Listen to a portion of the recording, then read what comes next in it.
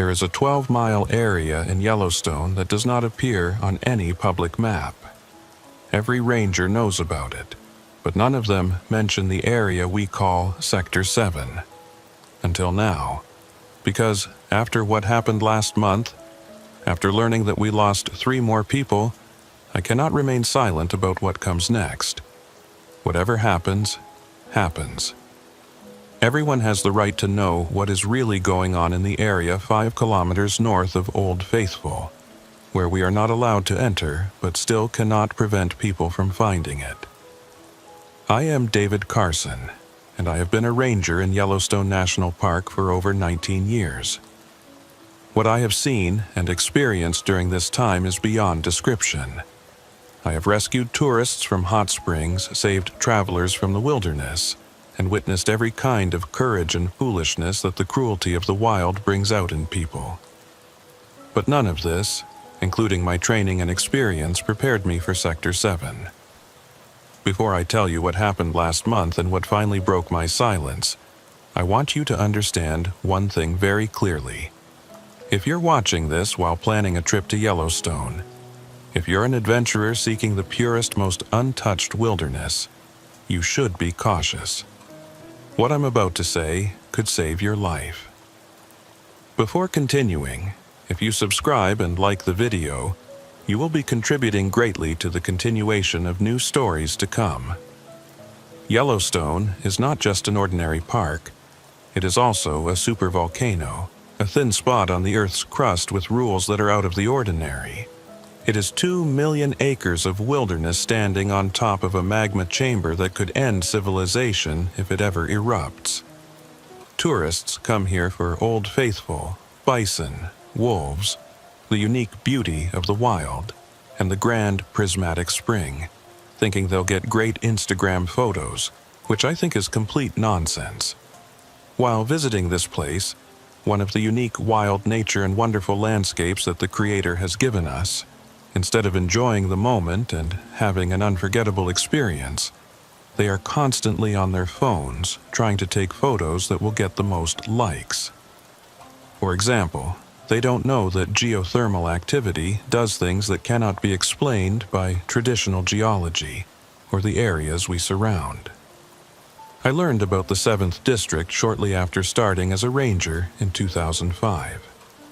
My training officer, Bill Hutchins, pulled me aside after the morning briefing and gave me a map that was different from the one we gave to tourists, which surprised me quite a bit at the time. On this map, there was a circular area marked in red, approximately 3 miles northwest of Old Faithful, which was shown as uninterrupted wilderness on public maps. "This is Sector 7, Bill said, his voice low even though we were alone in his office. "You don't go there. You don't send anyone there. If someone reports seeing something strange in that area, you log it in the Green Journal, not the regular incident reports. And if someone goes missing there..." He paused, looking older than his 58 years. "You wait 72 hours before searching. That's protocol. Wait 72 hours. But regulation says we initiate search and rescue within..." "I know what regulation says," Bill cut me off. "This isn't about regulation. This is about survival. Things that go into Sector 7 don't come out the same. Sometimes they don't come out at all. And sometimes..." He trailed off, staring at something I couldn't see. "Sometimes they come out wrong." I thought he was hazing the rookie, trying to spook me with ghost stories. Every park has its legends, its unofficial histories passed down from ranger to ranger. But the look in Bill's eyes wasn't humor. It was fear, mixed with the exhaustion of carrying knowledge that weighs on you every single day. Over my first few years, I learned to recognize the signs of Sector 7 encounters. Hikers would come to the ranger station, confused and disoriented, claiming they'd lost hours or sometimes days. Their GPS devices would show impossible routes, straight lines through terrain that should have taken hours to traverse. Digital cameras and phones would have corrupted files, images that looked like overlapping exposures from different times of day, different seasons, sometimes different years. The strangest case in my early years was in 2008. A family of 4, the Meridans from Ohio, had gone hiking near the western edge of Sector 7. They'd been reported missing by their hotel when they didn't return for 2 days. Following protocol, we waited the full 72 hours before searching. When we finally went in, we found them exactly where they'd entered the zone, standing in a circle, holding hands, completely catatonic. They were physically unharmed, but psychologically destroyed. The parents never spoke again, spending the rest of their lives in psychiatric facilities. The children, aged 8 and 10, would only repeat the same phrase over and over. We went home, but home wasn't there anymore. What made it worse was their equipment. Their cameras contained photos dated 3 years in the future, images of the same location, but with different vegetation, different weather, and in the background of one photo, a Yellowstone National Park sign with a redesign we hadn't even proposed yet. That sign design would be approved and installed in 2011, exactly as shown in their 2008 photos. The Green Journal, which Bill had mentioned on my first day, became my obsession. It was a physical logbook kept in a locked drawer in the Chief Ranger's office, off the grid, no digital copies. Every Yellowstone Ranger since 1972 had contributed to it, documenting the impossible things that happened in and around Sector 7. Reading through it was like descending into madness, each entry more disturbing than the last. There was the case from 1987 where a solo hiker's emergency beacon activated from inside Sector 7, but when the rescue team arrived, they found the beacon buried under a fallen tree that had been dead for at least 50 years. The hiker was never found, but his voice was recorded on park radio frequencies for the next 6 months, always saying the same thing. I'm at the overlook, but the park is gone. There's just ocean here. Cold, black ocean. In 1994, a geology team studying the underground magma chambers reported finding a hot spring in Sector 7 that wasn't connected to the volcanic system at all. The water was coming from somewhere else, somewhere that shouldn't exist under Wyoming. They took samples, but the water defied analysis. It contained isotopes that suggested it had been frozen for millions of years and boiling at the same time. In 2001, a ranger named Patricia Downs entered Sector 7 against all protocols, trying to rescue what she thought was an injured hiker. She came back 6 hours later, but she'd aged 15 years. Her hair had gone gray, she had wrinkles that hadn't been there that morning, and medical tests confirmed her cellular age had advanced. She quit the next day, moved to Florida, and refused to ever speak about what she'd seen. She died of old age in 2009, at the biological age of 90, despite being born in 1968. But the most disturbing pattern in the Green Journal was the videos. Starting in 2010, when smartphones became ubiquitous, we began receiving video messages from missing hikers who'd entered Sector 7. The videos would appear on their social media accounts, uploaded somehow despite there being no cell service in that area. The timestamps were always wrong, sometimes days before the hikers had gone missing, sometimes years after. The videos all showed the same thing, the missing hikers, very much alive, in what looked like Yellowstone but different. The geology was wrong, mountains in the wrong places, geysers where there shouldn't be any. And in every video, the hikers would say they were fine, they were safe. They'd found the most beautiful part of the park. They'd beg their families to come find them, giving specific coordinates that, when checked, led right to the heart of Sector 7. I became the unofficial expert on Sector 7, the ranger others came to when they encountered something they couldn't explain. I learned to recognize the signs, the way electromagnetic fields fluctuated at the boundary, the slight change in air pressure that made your ears pop, the smell of ozone mixed with something organic and wrong. I learned that certain times were worse than others, dawn and dusk during the full moon, and especially during the summer solstice and winter equinox. For 19 years, I managed to keep people away from Sector 7, to maintain the secret, to uphold the protocols that kept the horror contained. But last month, everything changed.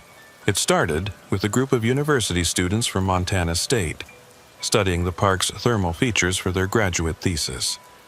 Dr. Jennifer Huang and her 3 students had permits to study backcountry hot springs, and somehow, I still don't know how, they'd identified an anomaly in the thermal imaging right in the middle of Sector 7. They'd applied for permits to investigate, which were denied, but they went anyway.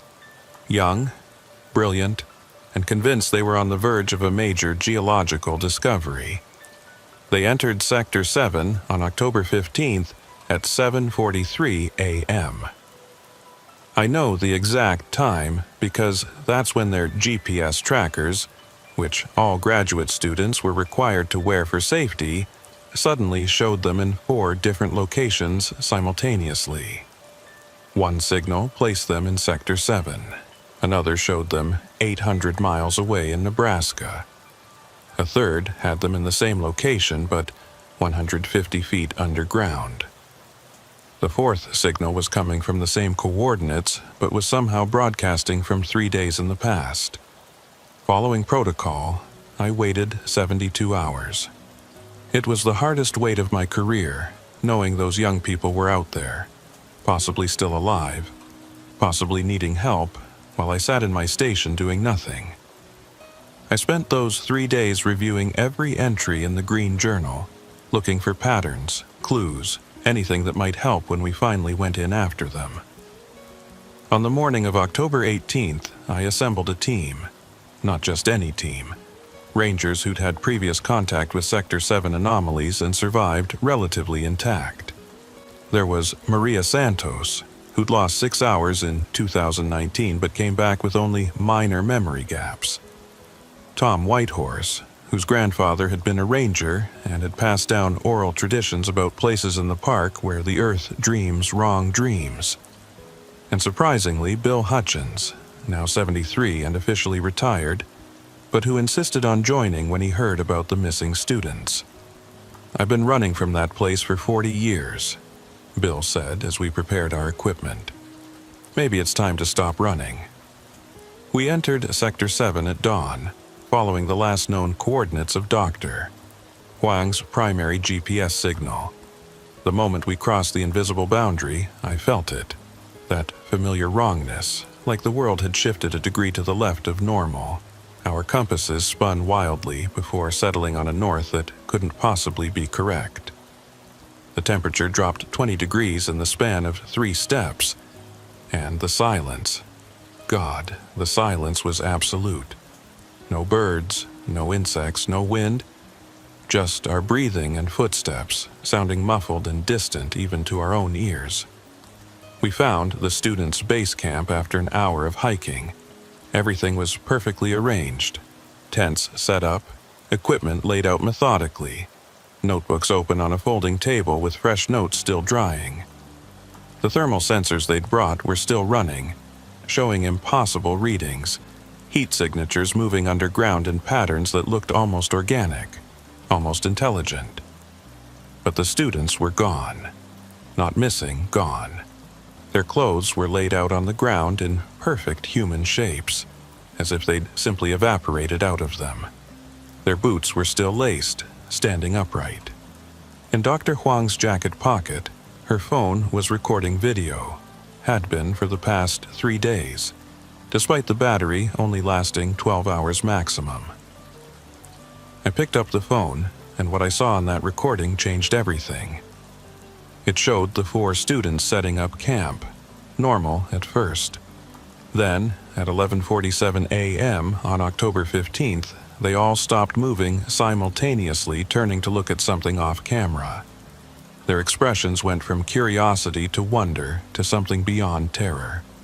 A kind of cosmic realization that human faces weren't meant to show. The video kept recording as they stood there, frozen, for 6 hours. Then, at 5:47 p.m., they began to move again, but wrong. They moved in perfect synchronization, like marionettes controlled by a single puppeteer. They carefully removed their clothes, folding each item precisely, and then they walked, naked, towards something the camera couldn't see. As they walked, they became transparent, fading like old photographs, until they simply weren't there anymore. But the video didn't stop. It kept recording for 3 more days, and in those 3 days, it captured things that shouldn't exist. The phone had recorded everything for 3 days after the students vanished. At first, it just showed the empty campsite, but as night fell on the first day, things began to change. Lights appeared in the darkness, not artificial lights, but something organic, bioluminescent, moving through the trees in patterns that suggested intelligence.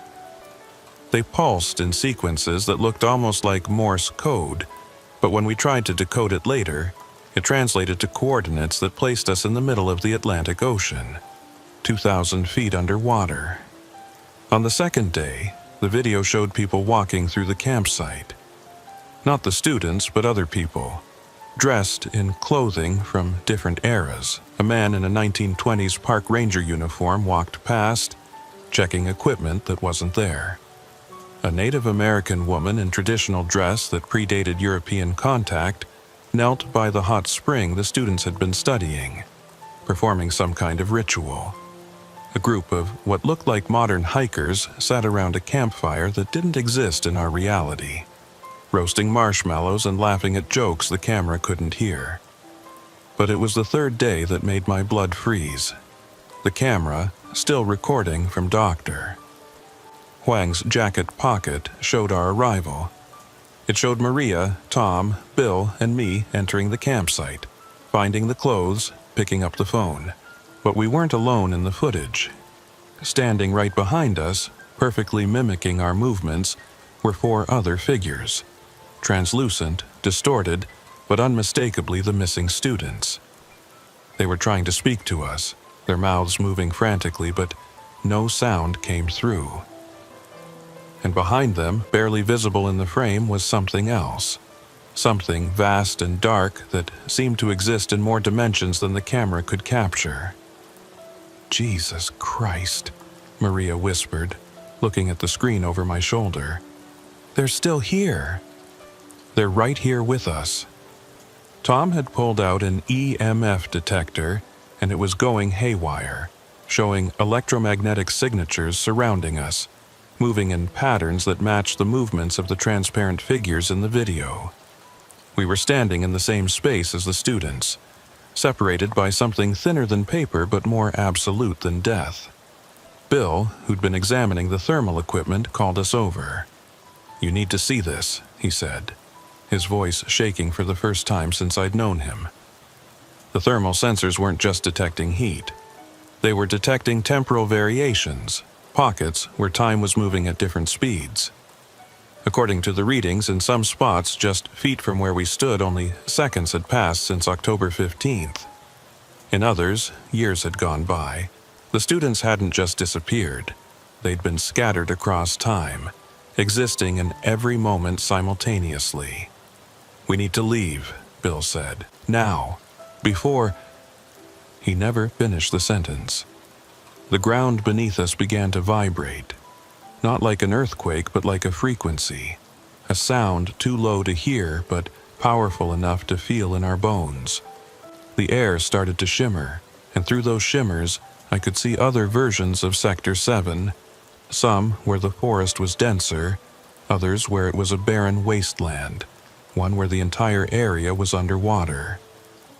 And in all of them, I could see people. Hundreds of them, maybe thousands, all the missing hikers and rangers who'd vanished in Sector 7 over the decades. They existed in every timeline simultaneously, aware of all realities but unable to fully exist in any of them. They were trying to warn us, trying to communicate, but their messages came through as overlapping noise, a cacophony of decades of desperate attempts to bridge the gap between their existence and ours. Maria grabbed my arm. "David, look at your hands." I looked down and nearly screamed. My hands were flickering, solid one moment, translucent the next. I could see through them to the ground below, but I could also see other versions of them, older, younger, scarred, pristine. I was beginning to scatter across timelines, just like the students. "The protocol!" Tom shouted. "Remember the protocol!" The protocol. Something I'd read in the Green Journal but never believed would work. A desperate measure developed by a ranger in 1989 who'd managed to escape Sector 7 after being partially scattered. It required an anchor, something from outside Sector 7 that could pull you back to a single timeline. I reached for my radio, tuning it to the emergency frequency that connected to the ranger station outside Sector 7. The static that came through was unlike anything I'd heard.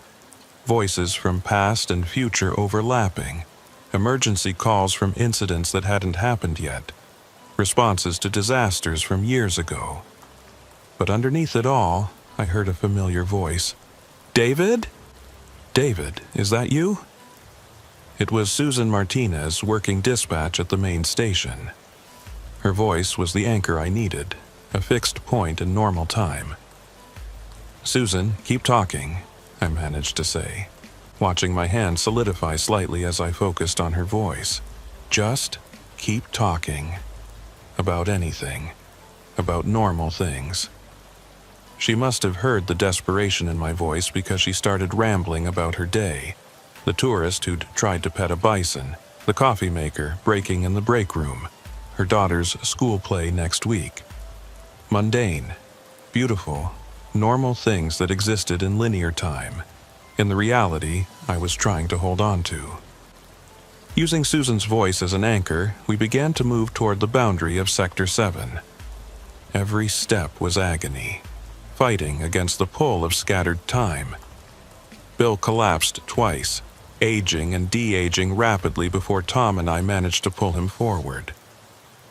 Maria's hair went white, then black, then fell out entirely before regrowing in seconds.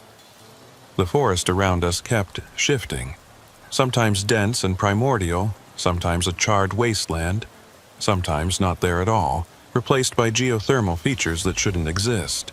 And through it all, the missing students followed us. Not physically, but as impressions in the air, distortions in the light that showed their faces twisted in permanent screams. They were trying to use us as anchors, trying to pull themselves back into linear time, but they'd been scattered too long.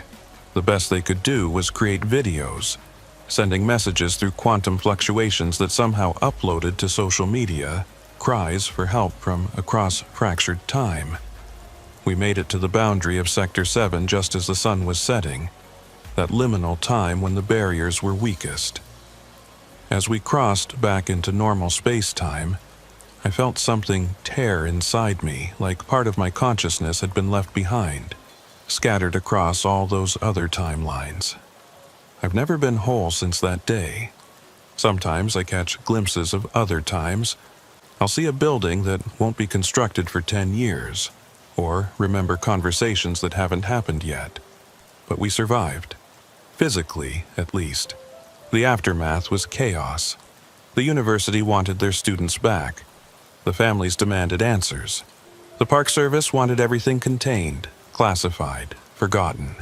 But you can't classify videos that are already spreading across social media, uploaded by accounts that belong to people who technically no longer existed in our timeline. The videos kept coming. Dr. Huang's account posted a video dated November 2024, 13 months in the future from when she disappeared. In it, she stood in what looked like Sector 7 but transformed. The hot springs were massive, the trees were crystalline, and in the sky, Yellowstone's supervolcano was erupting in slow motion, frozen mid-explosion. She looked directly at the camera and said, "We found it. The source. The place where all times meet. It's not a location, it's an event, happening always and never. The volcano isn't going to erupt. It already has, will have, is erupting. In every timeline except ours. Sector 7 is the cork, the seal. If it fully opens, all timelines collapse into one. Her student, Michael Park, posted a video from 1987 somehow. He was younger than he should be, wearing clothes that didn't exist yet, standing next to a geyser that had been dormant since 1959.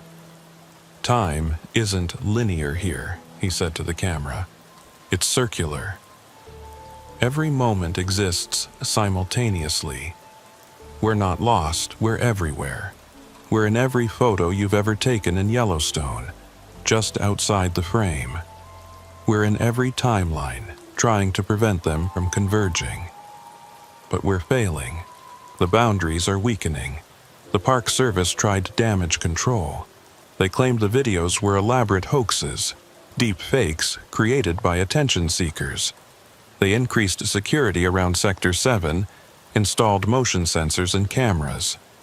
But the cameras showed more than they bargained for. Every full moon, they recorded thousands of figures standing at the boundary of Sector 7, all the missing people from across time, standing silent vigil, keeping something contained through their mere presence. Bill Hutchins quit after our expedition. He moved to Florida, as far from Yellowstone as he could get within the continental U.S., but distance didn't matter.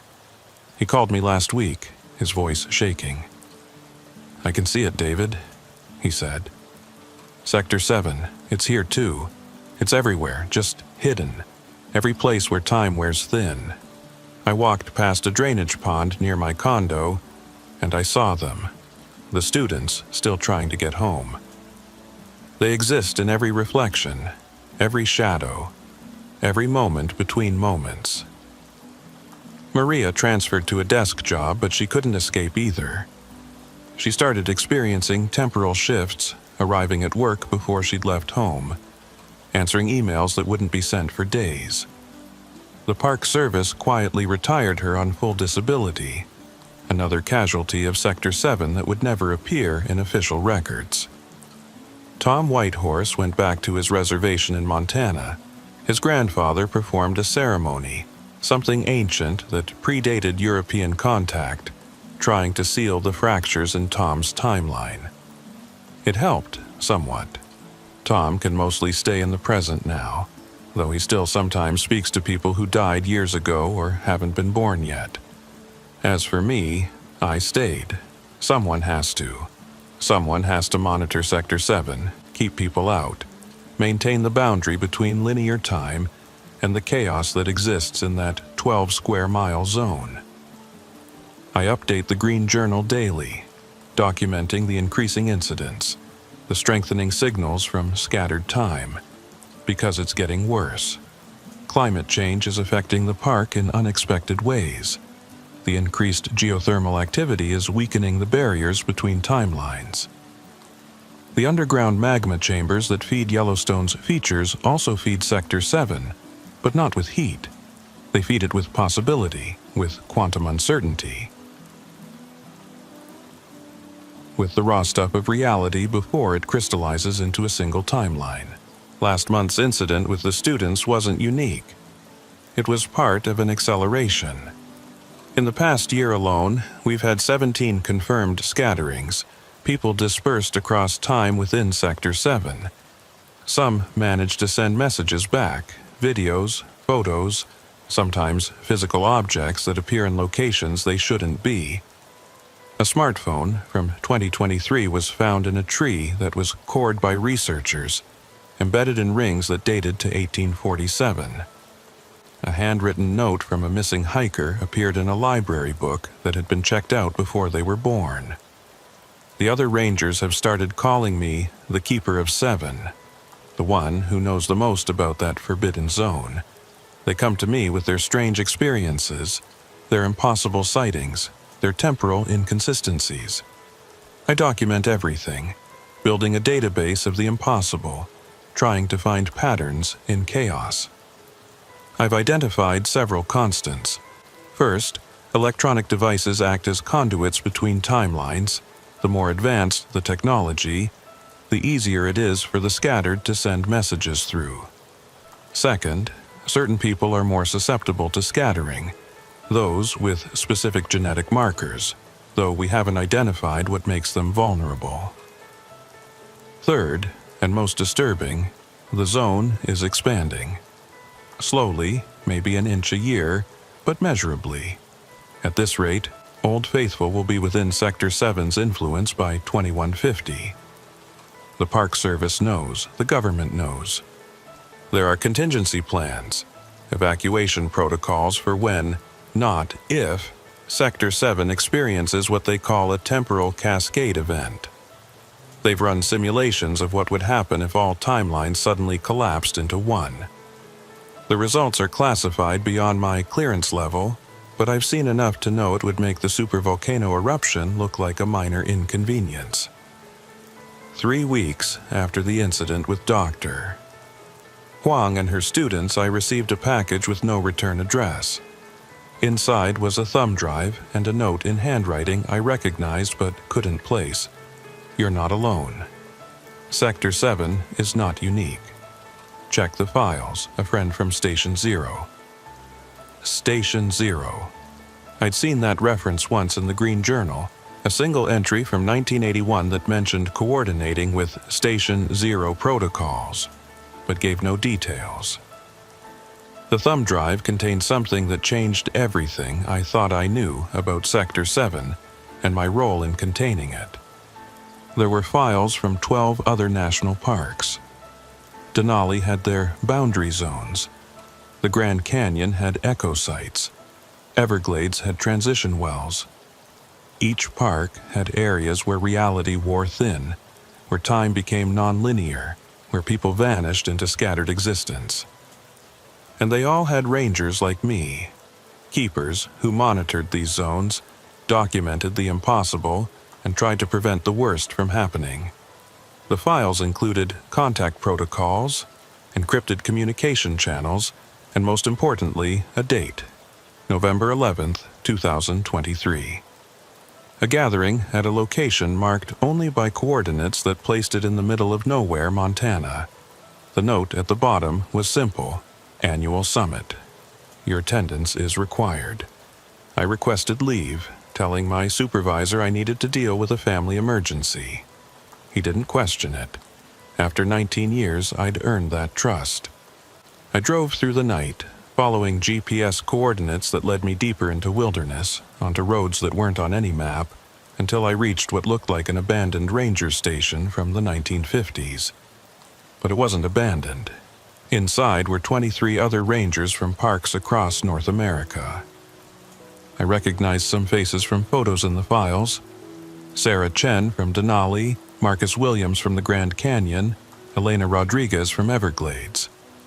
We were all keepers, all carrying the burden of knowing about the zones where reality fractured. The meeting was led by someone I hadn't expected, Patricia Downs, the ranger who'd aged 15 years and 6 hours back in 2001. She looked ancient now, though she should have only been in her 50s. Time doesn't work right for us anymore, she said, addressing the group. Once you've been exposed to a zone, you're partially unstuck in time. I age differently depending on which timeline I'm predominantly existing in at any given moment. Some days I'm 30, others I'm 90. Today, she looked at her wrinkled hands. Today I'm every age I've ever been. She explained what I'd begun to suspect. The zones weren't random geological anomalies. They were entry points, places where our reality touched others, where the boundaries between possible timelines were thinnest. Yellowstone Sector 7 was one of the most active because it sat on top of the supervolcano. The massive geological energy created a kind of beacon across dimensions. Every timeline where Yellowstone erupted, every reality where it didn't, every possible version of this place, they all converge at Sector 7, Patricia explained. The missing people, the scattered ones, they're not lost. They're holding the boundaries in place. Their consciousness, spread across multiple timelines, acts as a kind of net, preventing the realities from fully merging.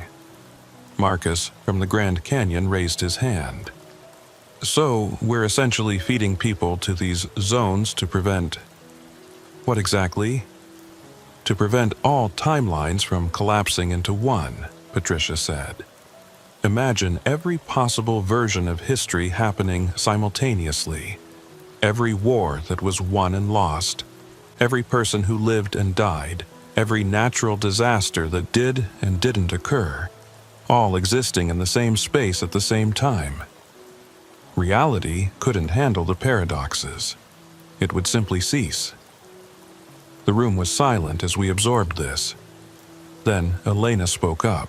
The videos from the missing people, the ones that keep appearing on social media, are their way of maintaining connection to our timeline, Patricia finished.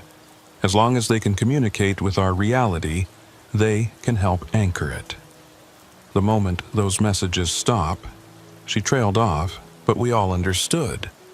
She showed us data from the past 50 years.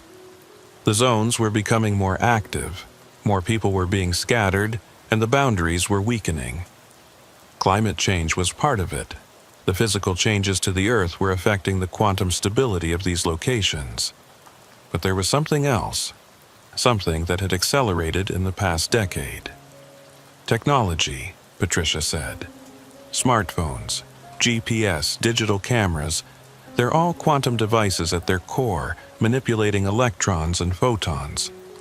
Every tourist who brings their phone into a park is carrying a potential bridge between timelines.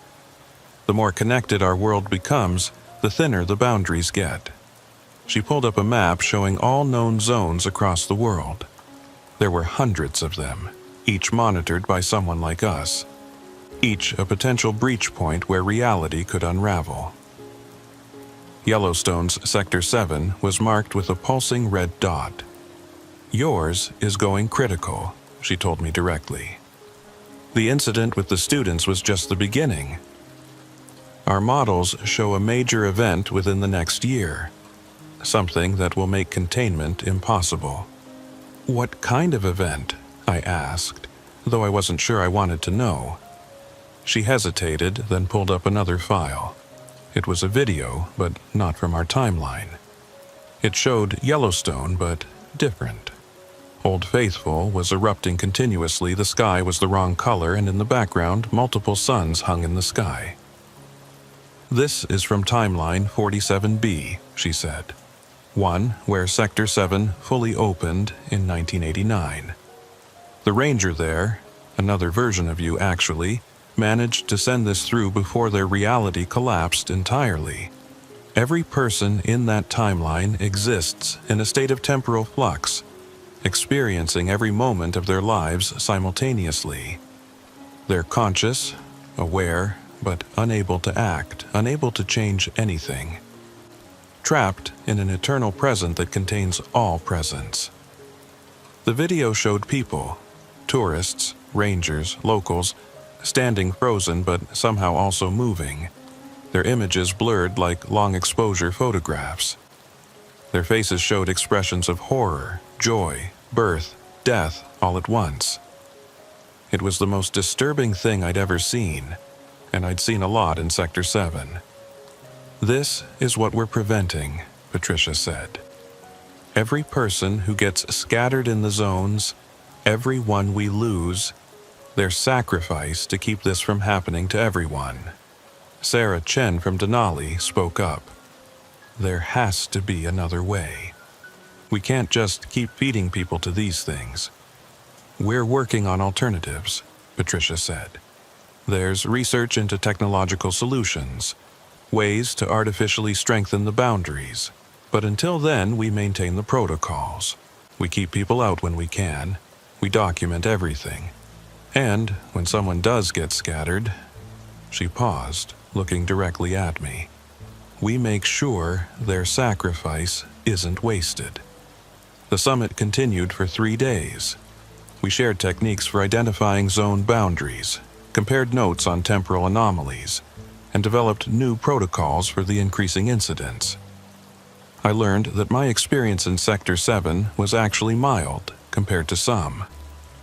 The Everglades Ranger, Elena, had watched an entire tour group of 30 people simultaneously exist as children and elderly, aging and dying and being born in an endless loop until she managed to pull them out, though 3 remained scattered, their consciousness spread across every moment of their existence. On the final night, Patricia took me aside. "There's something else you need to know about Sector 7, she said. "Something not in the official files." She handed me a photograph, old, from maybe the 1960s. It showed a group of rangers standing at what I recognized as the boundary of Sector 7. One of them looked exactly like me. That's your grandfather," she said. "He was the first keeper of 7. It's why you're resistant to the scattering, why you can enter and leave while maintaining temporal cohesion. It's genetic. Your family has been connected to that place for generations." I stared at the photo. I'd never known my grandfather. He'd died before I was born. My father had said he was a ranger, but never mentioned Yellowstone. "There's a theory," Patricia continued, "that the zones choose their keepers, that they identify bloodlines that can withstand the temporal stress and ensure those family members end up as rangers. You didn't choose this job, David. It chose you. Sector 7 chose you before you were born." I drove back to Yellowstone with my head spinning. Everything I thought I knew about my life, my career, my purpose, it had all been predetermined by a fracture in reality that my grandfather had discovered decades ago. When I returned to the park, things had gotten worse. In my absence, 2 more hikers had entered Sector 7 despite the increased security. But this time they hadn't scattered. They'd returned, but changed. They moved normally, spoke normally, but thermal imaging showed they existed at a different temperature than their surroundings, sometimes higher, sometimes lower, constantly fluctuating. And when they spoke about their experience, they all said the same thing: the convergence is coming. All timelines are beginning to synchronize. The scattered ones are gathering, preparing for something. The mountain is going to breathe, and when it does, every possible Yellowstone will exist at once. I quarantined them, keeping them under observation. Their presence was affecting local time. Clocks ran differently in their vicinity. Plants grew and died in accelerated cycles, and anyone who spent too much time near them began experiencing temporal displacement. That night, alone in my office, I opened the green journal and added my entry. But as I wrote, words appeared on the page that I wasn't writing. In handwriting I recognized as my own, but older, more shaky. "David, this is you, from Timeline 23A. The convergence already happened here. I'm scattered across 40 years, existing in every moment from 1984 to 2024 simultaneously. I can see all possibilities, all outcomes. There's only one way to prevent it in your timeline. You have to enter Sector 7 during the winter solstice. You have to become the anchor.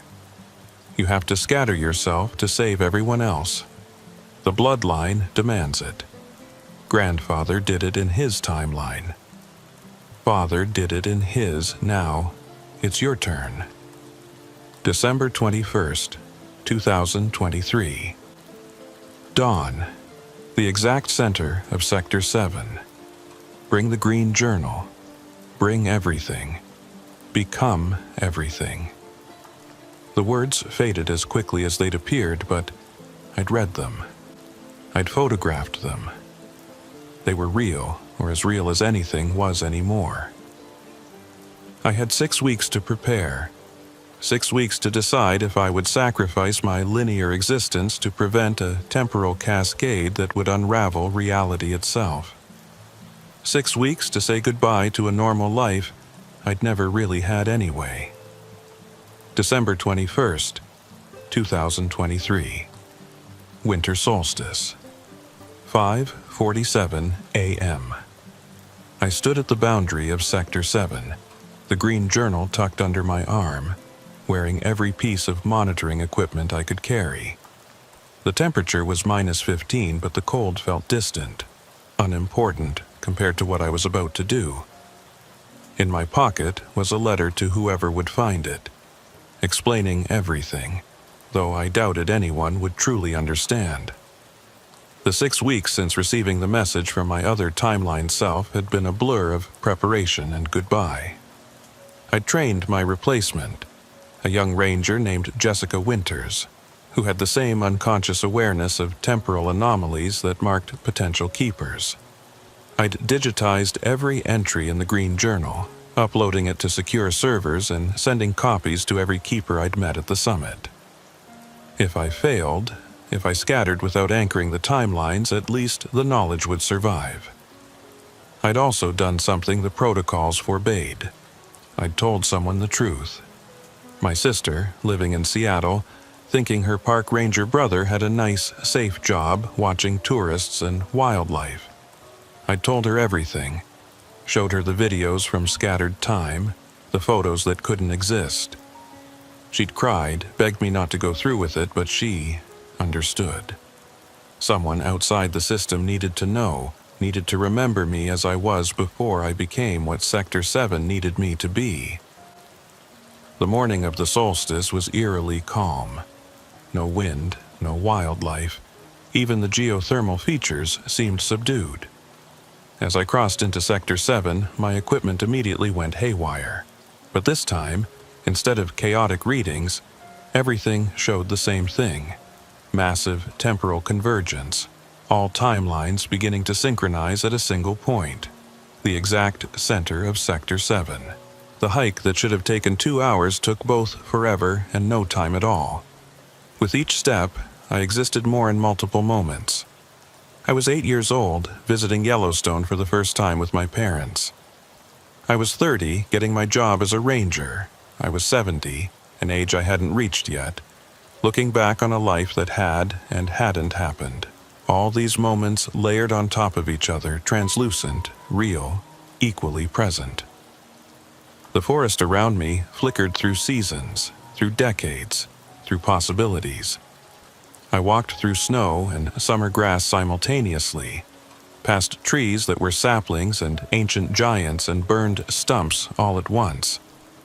The scattered ones were visible now, all of them, hundreds of people existing in temporal flux, their consciousness spread across every moment they'd ever experienced or would experience. Dr. Huang was there, or at least one version of her, looking exactly as she had the day she disappeared, but also aged beyond measure. Young and old and every age between. "You came," she said, her voice a harmony of all her ages speaking at once. "We've been waiting. We've always been waiting. We will always have been waiting."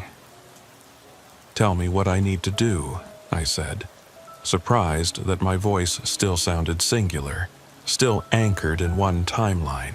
"You need to become the focal point," she explained, leading me deeper into Sector 7. "Right now, we're all scattered randomly across time, creating chaos, allowing the timelines to bleed through.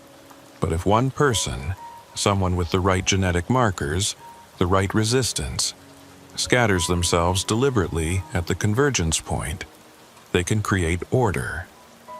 Become a lens that focuses all the temporal energy, keeping the timelines separate but stable." We reached the center of Sector 7, and I understood why no maps showed this place accurately. It wasn't a fixed location. It was every location it had ever been or could be. A hot spring that was also a glacier, also a meadow, also a volcanic vent. The heart of Yellowstone's temporal anomaly, the place where the supervolcano's energy had worn reality so thin that all possibilities existed simultaneously. The other scattered ones had gathered in a circle, or what passed for a circle in nonlinear space. They existed in multiple positions at once, creating a pattern that hurt to perceive but felt mathematically perfect. In the center was an absence, a space waiting to be filled. "Your grandfather stood here in 1962, Patricia Downs said, appearing as both the young ranger she'd been and the ancient woman she'd become. "He held the convergence for 30 years, until the burden passed to your father in 1992. Your father held it until 2001, when I tried to take his place but wasn't strong enough. The zone has been without a proper anchor since then, growing more unstable each year." "My father was a ranger?" I asked, confused. "He died when I was 5. Mom said he was an accountant." "He was, in this timeline," Patricia said, "but he was also a ranger in the timeline where he took the burden. He existed in both states simultaneously, living a normal life while also being scattered across time, anchoring Sector 7. The strain of maintaining that duality killed him young in your timeline, but his sacrifice kept the zone stable for years." I thought of my father, the few memories I had of him. Always distracted, always looking at something no one else could see. My mother said he had mental health issues, but now I understood. He'd been seeing all timelines at once, holding them apart through sheer will and genetic predisposition. "If I do this," I said, "what happens to me?" "You become like us, Doctor." Huang said, "But more. We're scattered randomly, experiencing our timelines without control. You'll be scattered deliberately with purpose. You'll exist in every moment of Sector 7's existence, past and future simultaneously. You'll be able to influence events, prevent the worst breaches, guide people away from danger, but you'll never be able to fully return to linear time." "You'll be the guardian," Elena Rodriguez said. When had she arrived from the Everglades? "Every zone needs one. Someone who exists across all timelines to maintain stability. Most of us thought they were myths, legends. But Yellowstone's guardian bloodline is real."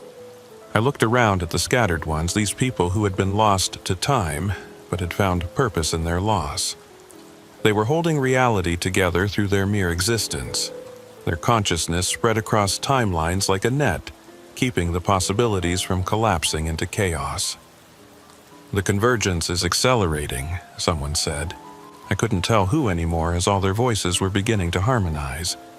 "If you're going to do this, it has to be now." I walked to the center of the circle, to the absence that waited for me. The moment I stepped into that space, I felt it. The pull of infinite timelines all trying to claim me at once.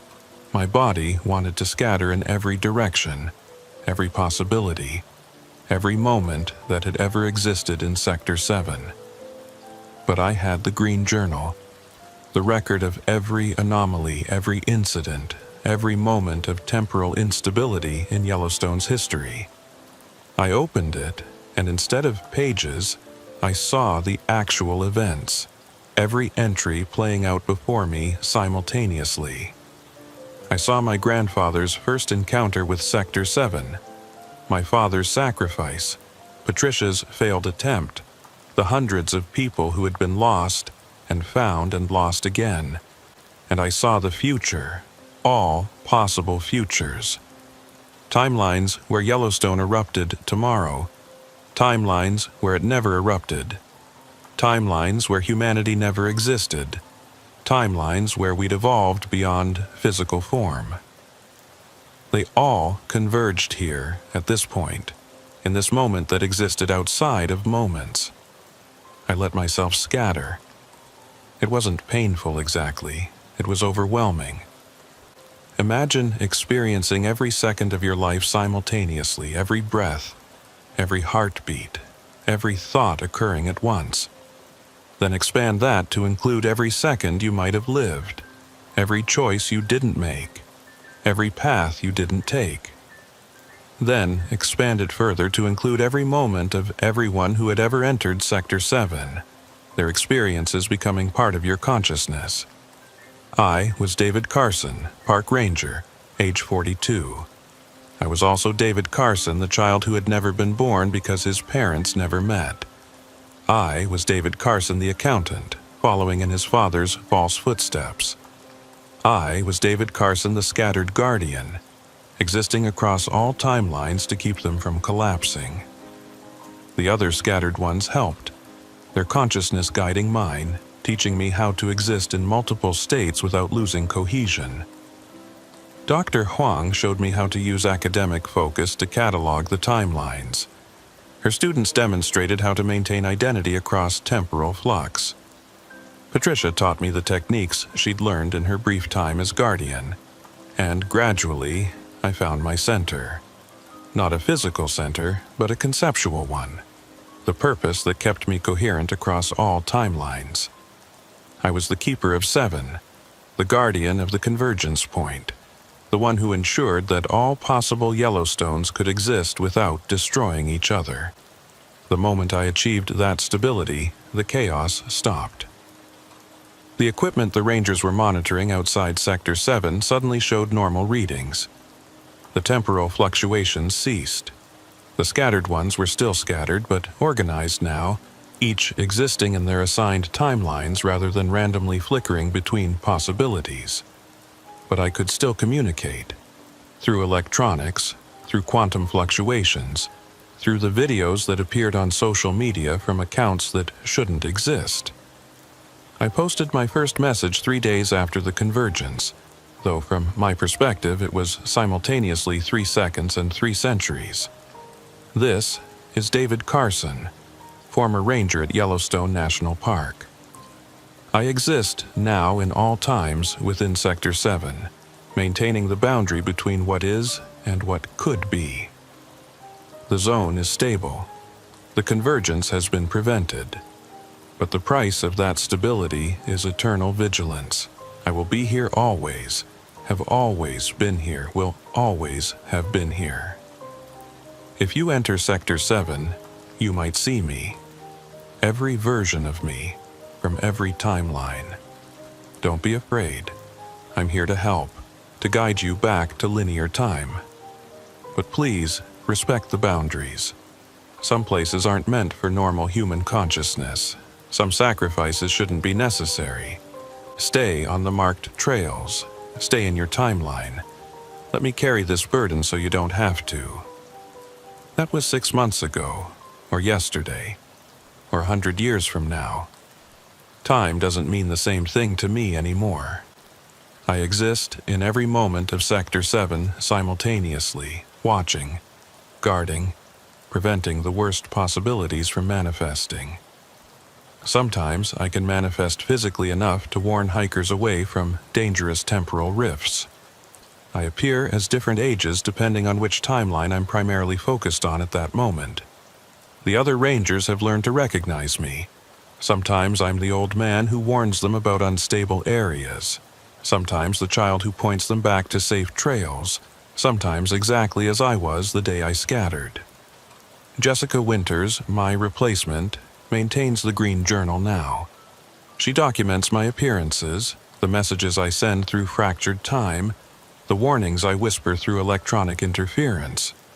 She's good at the job, has the right instincts. Maybe someday she'll have a child who will inherit the burden, though I hope by then we'll have found a better solution. The Park Service has officially closed Sector 7 to the public, citing unstable geological conditions. They're not wrong, just not specific about what kind of instability. The area is ringed with sensors, cameras, and warning signs.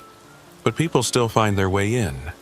The curious, the desperate, the ones who've heard the stories and don't believe them or believe them too much. When they enter, I'm there. All of me, every version, every possibility. I guide them when I can, warn them when they'll listen, and when they won't. I try to minimize the damage. Sometimes they scatter, despite my efforts, joining our eternal vigil. Each new, scattered consciousness makes the network stronger, but also more complex, more difficult to maintain.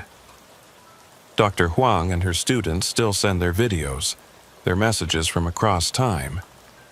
They've become quite good at it, learning to manipulate their scattered existence to communicate important information. They've prevented 3 major temporal breaches in the past month alone.